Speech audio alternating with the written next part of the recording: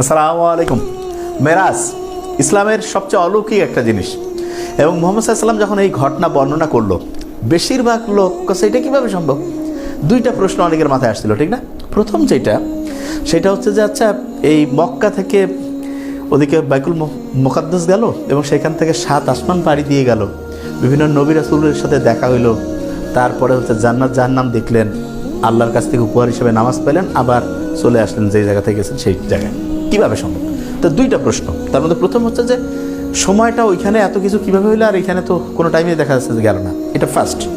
আর দ্বিতীয় যে প্রশ্নটা আসে সেটা হচ্ছে যে এত লম্বা দূরত্ব উনি আসলে কত বেগে এবং কিভাবে গেলেন, আর ফিরে আসলেন বা কীভাবে? এই দুইটা প্রশ্নে আজকে আমরা ইনশাআল্লাহ ব্যাখ্যা করার চেষ্টা করব। তার আগে একটা জিনিস বলে রাখি যে অলৌকিক ব্যাপারগুলো কিভাবে হয় এটা আল্লাহই ভালো জানেন।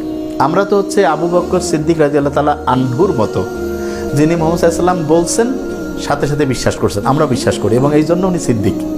কিন্তু তারপর ইসলামের একটা সৌন্দর্য হচ্ছে যে কোনো জিনিসের ব্যাখ্যা খুঁজতে আল্লাহ নিজে যে মুমিনদেরকে উৎসাহিত করছেন যে তোমরা ভাবনা চিন্তা করো, এবং বিভিন্ন জায়গায় আল্লাহ তার নিদর্শন ছড়াই দিয়েছেন। তা আমরা সেইটা ব্যাখ্যা করার চেষ্টা করবো যে বিজ্ঞান এখন পর্যন্ত যে জায়গায় গেছে সেইখানে এই ঘটনাটার প্রথম অংশটাকে কিভাবে ব্যাখ্যা করা যায়। প্রথম অংশটা হচ্ছে যে মুহাম্মদ সাল্লাল্লাহু আলাইহি ওয়াসাল্লাম গেলেন এবং ওইখানে এত ঘটনা ঘটলো, অথচ এখানে এসে দেখা গেল যে সময় সেরকম অতিক্রান্তই হয়নি। তার মানে সময়ের যে ব্যাপারটা এইটা এরকম চেঞ্জ হলো কীভাবে?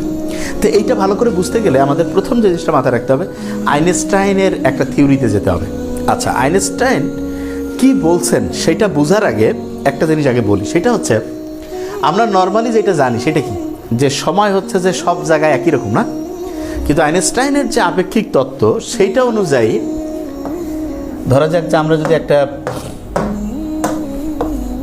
নবযানের মধ্যে ঢুকি, ধরা যাক যে আমি ক্লাস নিচ্ছি, আমি এখানে ঢুকে পড়ছি একটা নবযান, এবং যারা শুনতেছে তারাও ঢুকছে, এবং এটা অ্যাবসলিউটলি আলোর বেগে চলতেছে।